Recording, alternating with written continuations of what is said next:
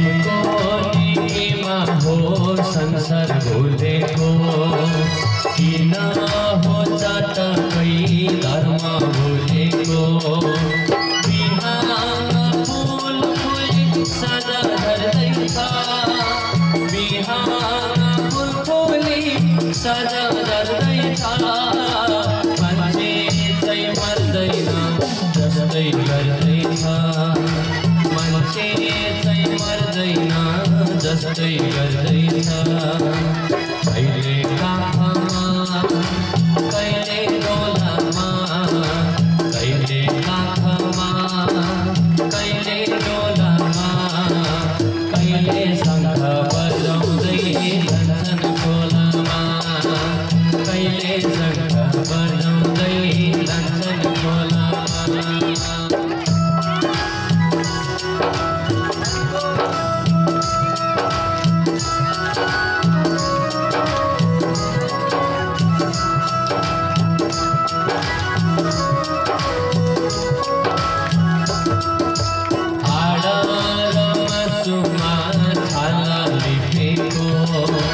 यो शरीर मात्रै हो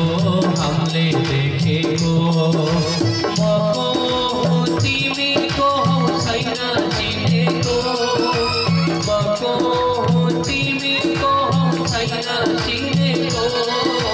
केही छैन ठेगाना कता हिँडेको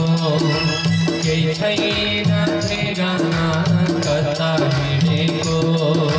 जानेका होला मेरी आमा जानेका होला जानेका होला मेरी आमा जानेका होला तिनै रामलाई थाहा होला जानेका होला तिनै रामलाई थाहा होला जानेका होला तिनै रामलाई थाहा होला जानेका होला तिनै श्यामलाई थाहा होला जानेका होला तिनै रामलाई थाहा होला जानेका होला तिनै रामलाई थाहा होला जानेका गोविंद भगवान को भक्तवत्सल भगवान को भागवत भगवान को पुंडरीकाक्ष भगवान को गौ माता को धर्म को जय होस् अधर्म को नाश होस् प्राणीहरुमा गोविंद को भक्ति प्राप्त होस् सबैलाई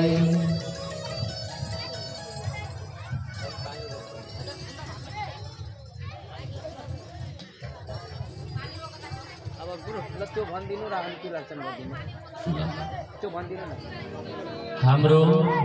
आजदेखि श्रीमद् भागवत सप्ताह धन्यञ्चल महायज्ञको कथा आजदेखि विराम भएको छ। यो कथा शुकदेव स्वामीले राजा परीक्षितलाई सुनाउनु भएको थियो।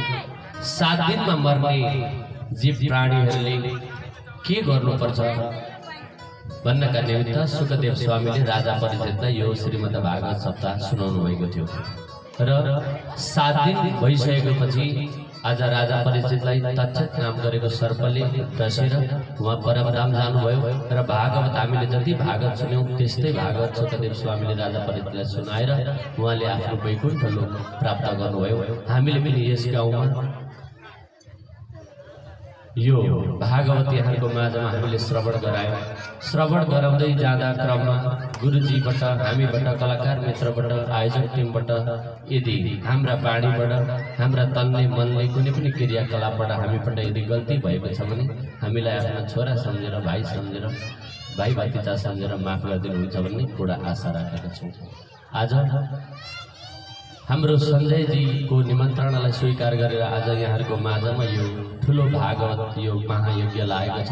हामी ग्रामवासी सबैजना भाग्यमानी रहेका छौं किनभने यो भागवत भनेको धेरै पहिलादेखिको यो धेरै पुण्य काम गर्दा मात्रै यसरी भागवत श्रवण गर्न पाइन्छ नभए पाइदैन। हामी यो खरबनावासीले धेरै पूर्व जन्ममा धेरै पुण्यको काम गर्नुभएको थियो र आज यहाँले यो पवित्र कामबाट यहाँले भागवत श्रवण गर्नुभयो।